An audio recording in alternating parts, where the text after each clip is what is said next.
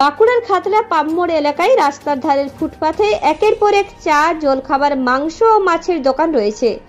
গতকাল রাত 2:30টা নাগাদ কর্তব্যরত সিভিক কর্মীদের নজরে আসে পামমোড়ের একটি দোকান থেকে ধোঁয়া বের হচ্ছে। দ্রুত দমকলে খবর দেন ওই সিভিক কর্মীরা। লাগোয়া এলাকায় দমকল কেন্দ্র থাকায় সেখান থেকে দমকলের কর্মীরা ছুটে আসেন, কিন্তু ততক্ষণে আগুন ছড়িয়ে পড়ে আশেপাশের প্রায় 13টি দোকানে। প্রথমে দমকলের একটি ইঞ্জিন আগুন নেভানোর কাজ শুরু করলেও পরে খাতড়া দমকল কেন্দ্রে 2টি ইঞ্জিন ও বাঁকুড়া দমকল কেন্দ্র থেকে আরও একটি ইঞ্জিন তলব করা হয়। 3টি ইঞ্জিন লাগাতারভাবে প্রায় 2.5 ঘন্টা ধরে আগুন নেভানোর কাজ চালানোর পর অবশেষে আগুন নিয়ন্ত্রণে আসে। যদিও আগুন নিয়ন্ত্রণে আসার আগেই ওই 13টি দোকান সম্পূর্ণ ভস্মীভূত হয়ে যায়। দমকল সময় মতো পৌঁছে যাওয়ায় ও দ্রুত আগুন নিয়ন্ত্রণে আনায় অল্পের জন্য রক্ষা পায় পার্শ্ববর্তী একটি পেট্রোল পাম্প। স্থানীয় ও দমকল সূত্রে জানা গেছে, দোকানগুলির কোনো একটি দোকানের মধ্যে গ্যাস সিলিন্ডার থাকায় সেই সিলিন্ডারগুলি ফেটে যায়, আর তাতেই খুব কম সময়ের মধ্যেই আগুন পার্শ্ববর্তী দোকানগুলিতে ছড়িয়ে পড়ে আগুন ভয়াবহ আকার নেয়। স্থানীয় গ্রাম পঞ্চায়েতের পদাধিকারীরা আগুনে ক্ষতিগ্রস্তদের পাশে দাঁড়ানোর আশ্বাস দিয়েছেন। অল ভ্যারাইটিস প্লাস পান দোকান। আমি রাত্রি 11টার সময় যখন বন্ধ করে দোকান থেকে বাড়ি যাই, তখন থেকে কোনো কিছু নাই। যে হঠাৎ খবর পাই রাত্রি 2 বাজবে, 3টে বাজবে, এসে দেখছি যে আগুনে সমস্ত পুড়ে ছাই হয়ে গেছে। দোকানে কোনো মাল নেই, কুমকি যা ছিল সব পুড়ে গেছে। ওতে আমার দোকানে ফলপত্র যা ছিল সমস্ত জিনিসই পুড়েছে, খাতাপত্র, দোকানে কিছু নাই, সব তো পুড়ে ছাই হয়ে গেছে। আমার ফলের দোকান, ফল ছিল দোকানে, ফল ভর্তি, সব লোড ছিল, ফুল দোকান ভর্তি ছিল, ভিতরে ছিল, সব এইখানে থাকতো।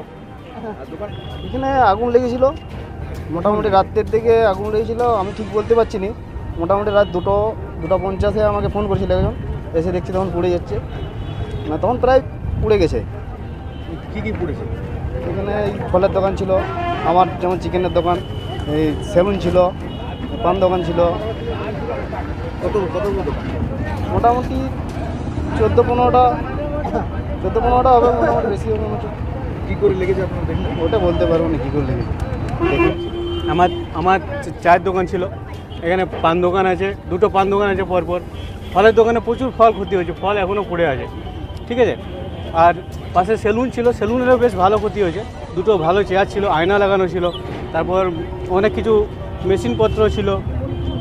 তারপর আবার তার পাশে একটা জুতোর দোকান আছে, জুতোর দোকানে তো সমস্ত জুতো পুড়ে একদম ছাই হয়ে গেছে, একটা ফিতা পর্যন্ত বাঁচেনি। কোন জায়গায় দোকান করছিল? কোন জায়গায়? এই তো যেমন ওরাভাবে দোকান করছিল সেভাবে দোকান করায় যায়। পঞ্চায়েত তরফ থেকে সাহায্য করা হবে? খাতড়া 1 বা খাতড়া 2 থেকে আমরা সাহায্য করবো, বা পার্টি থেকেও এমএলএ ম্যাডামকে বলেছি আমরা, যাতে এরা পুনরায় যেমনভাবে ব্যবসা করছিল সেইভাবে ব্যবসা করতে পারে, সেই সহযোগিতা করার জন্য। বা ম্যাডাম আশ্বাস দিয়েছে যে আমরা এদেরকে নিয়ে যেমন ব্যবসা করি সেরকম ব্যবসা করার সহযোগিতা করবো, বা সে করতে পারে সে আপনার চেষ্টা করবো আমরা। হ্যাঁ, দমকল এসেছিলো, ফায়ার ব্রিগেডের সমস্ত বাঁকুড়া থেকেও এসেছিলো। আগুন নিভিয়ে গেছে, আপনারা দেখতেই পাবেন, হয়তো ক্যামেরার চারিদিকে ঘোরালে ছাইগুলো দেখতে পাবেন। আমরা আগুন হয়ে আছে, সমস্ত ব্যবসায়ীদের খুব চিন্তাগ্রস্ত অবস্থায় আছে। আপনার নাম? আমার নাম। ম্যাডাম দেখলেন কি ঘটনা ঘটেছিল?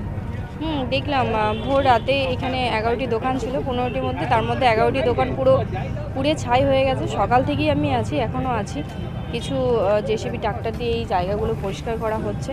তো এখানে সেলুন ছিল, জুতোর দোকান ছিল, চায়ের দোকান ছিল, পানের দোকান ছিল, ফলের দোকান ছিল, মাছের দোকান ছিল, আর হচ্ছে যে মুরগির দোকান ছিল।